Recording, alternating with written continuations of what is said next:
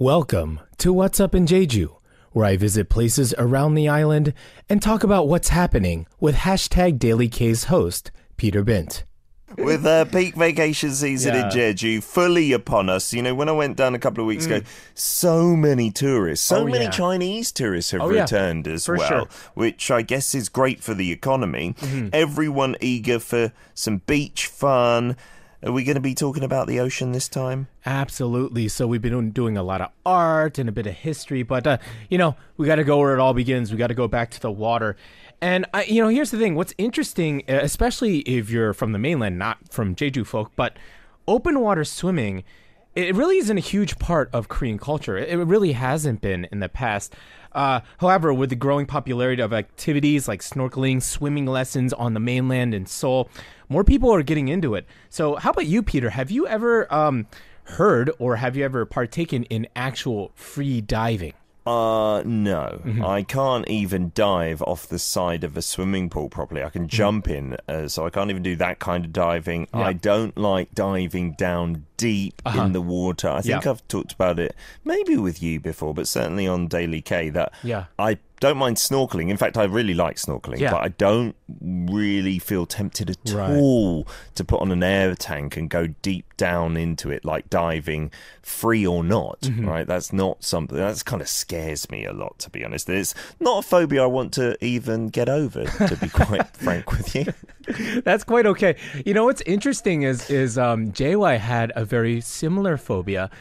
She had a phobia of sorry JY if you're listening, I think she's listening, but she had a fear of open water, right? But she's also the kind of person to just like tackle it head on, right? So that's how she got into Henya school and into free diving, and of course she roped me along as well. But I love swimming too.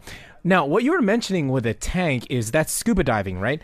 But free diving is when you dive underwater without any oxygen tanks or gear. You're just holding your breath, right? So have you seen those free divers where they just take a vertical descent and they have this super long fins, right? And it's on a single breath. People do it for fun. That looks dangerous. Well, that's the thing is, I mean, any sports, right, has a certain amount of danger, but safety is key, right? And we're really going to be talking about that today. But yes, freediving, people do it for competitions to see how deep or how long they can stay underwater. And it is intimidating. I'm, for one, will say that. And it takes a lot of practice, but there's also a way to connect with the ocean in a really natural fashion. And one of the most famous examples of freediving in Jeju are the Henya, right? Who solely depend on holding their breath, right? To gather their harvest in seafood.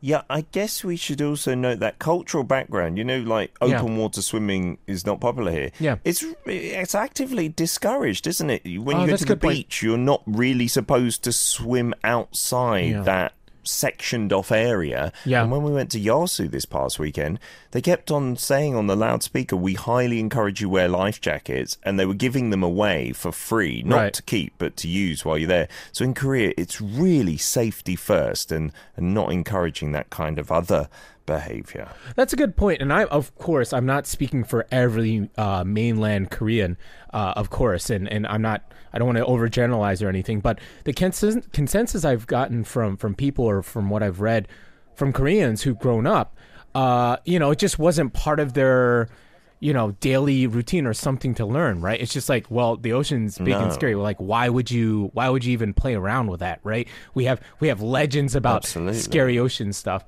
But you know, as an American growing up, and I'm sure some of our listeners and people in the chat, they can also attest to that, is like, you know, summer camp was a big part of my life.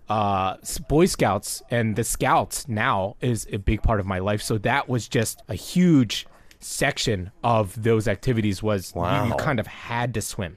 But as we mentioned, safety is a huge priority when heading out to the ocean for activities like this. And so that's why JY and I, even after she completed her Henya school, we decided to take a complete course on safe and effective free diving. So let's check out our first image. Oh, so this is not necessarily to become a Henya. This is just free diving. Yep. Yes. So this is IDA. And IDA is an international association founded in France that promotes safe and trained free diving, offering international certification for those who are properly trained.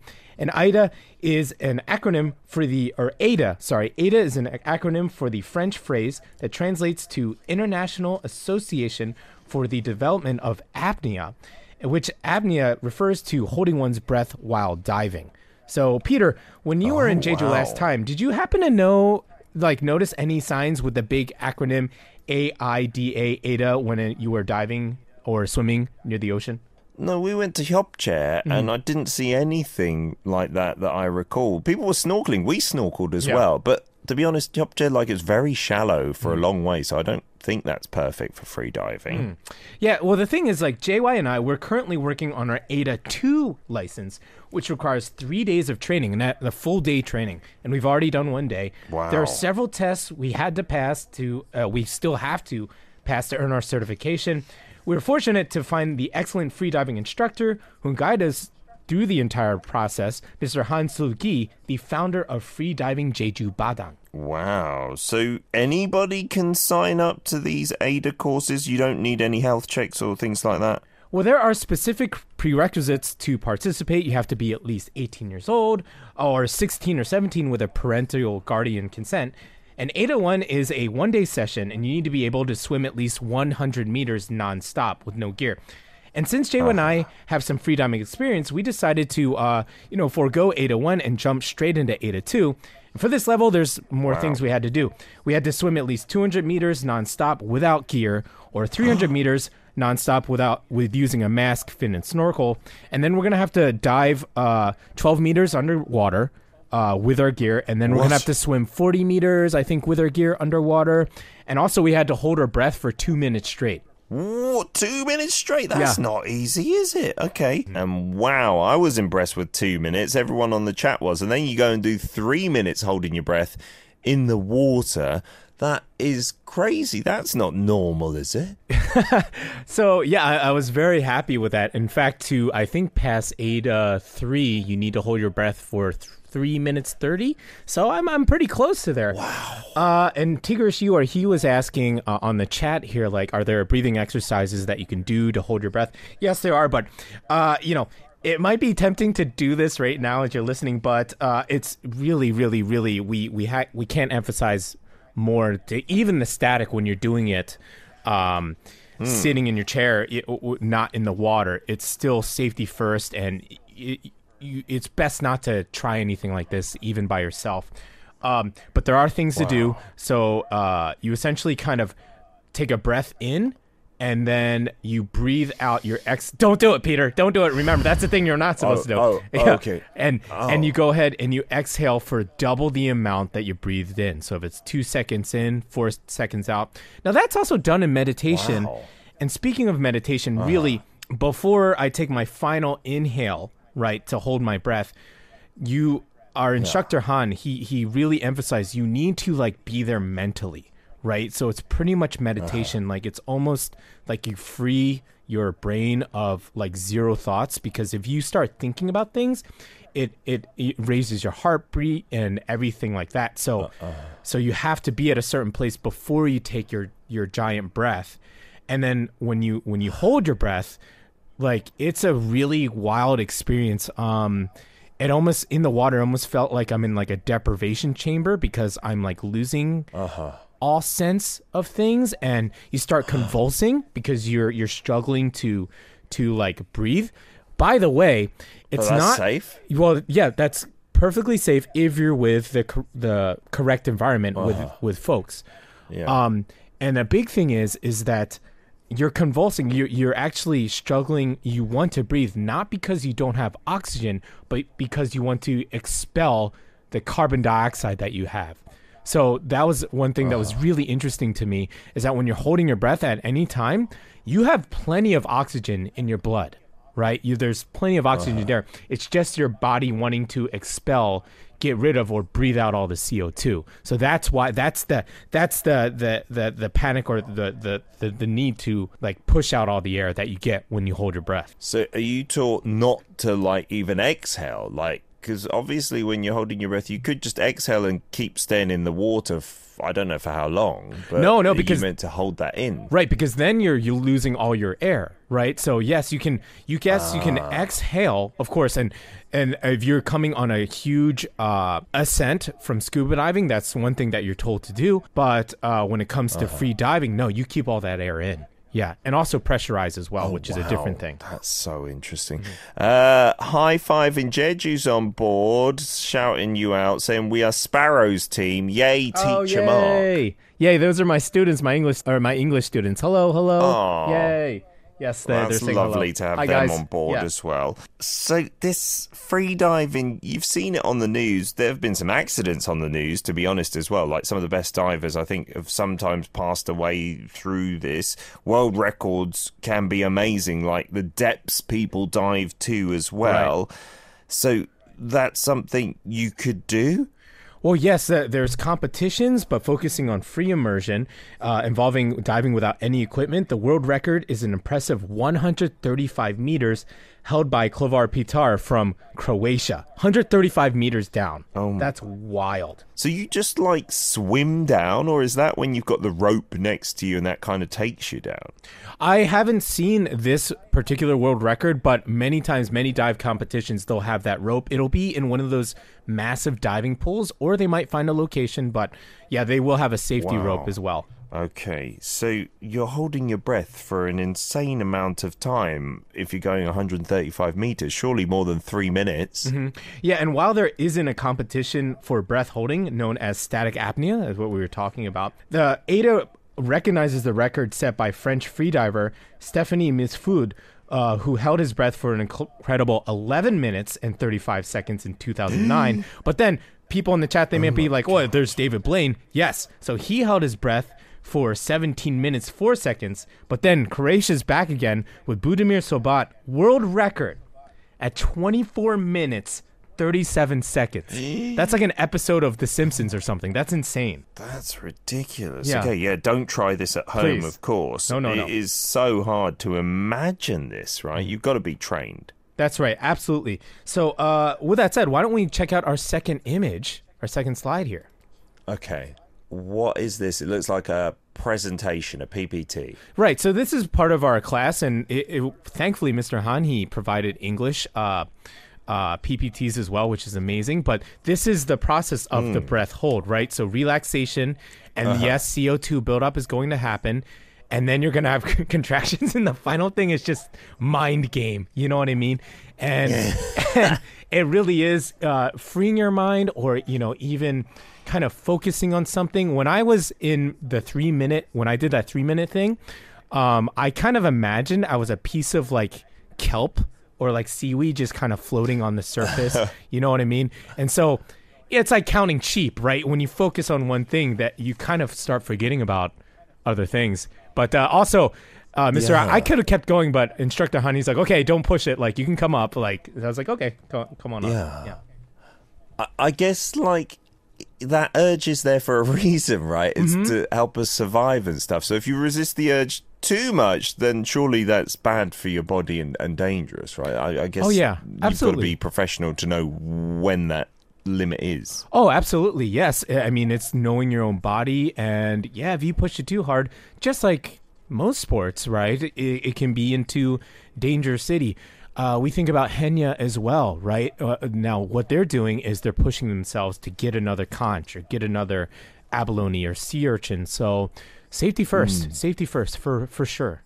I was doing a TV show about Saipan the other day, and there was this couple who take out Korean groups of tourists, and they do free diving, just like going down maybe a few meters, just to enjoy seeing the fish and swimming underwater, holding their breath for maybe a minute or 2 minutes at a time. That's right. But that's it, and that looked really fun and not so life-threatening. I'm sure people are going to be upset at me saying this, but it's essentially like advanced snorkeling, right? So you're snorkeling on the surface with your life jacket, but then free diving is you have the ability to go underwater on breath holds.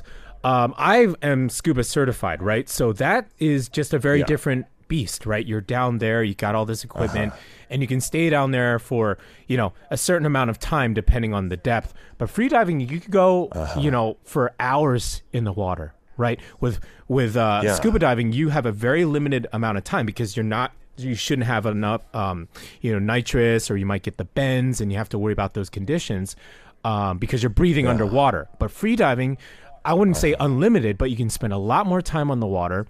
And it just kind of unlocks this new area, especially as you mentioned, Peter.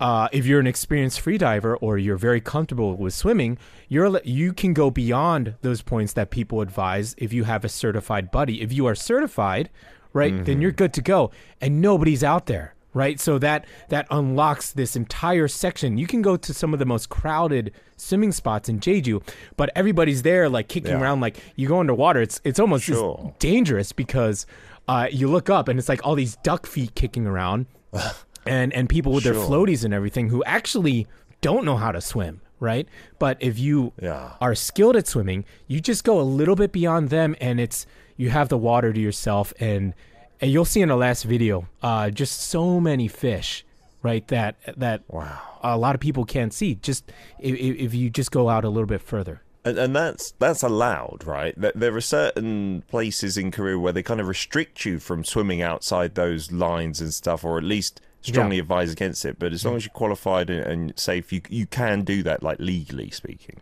Yes, absolutely. And that's a big part of us getting certified as well. So, we're really looking forward to doing that. We can, at some point, just go on. I think for the second and third lessons, we're actually going out on the boat near one of the islands, and we're going to do some diving there. So I'm really looking forward to that. But there are cautions that you need to take, right? Precautions, be safe, as you've said. Absolutely. I mean, I'm glad that we keep coming back to that, Peter, because snorkeling, diving, any sort of water sports, they can be fun. But, when you're in open water, safety, it's got to be the top priority. And that was really, really emphasized in ADA, which I'm very happy to be reminded of constantly when I'm taking those courses, because accidents can happen.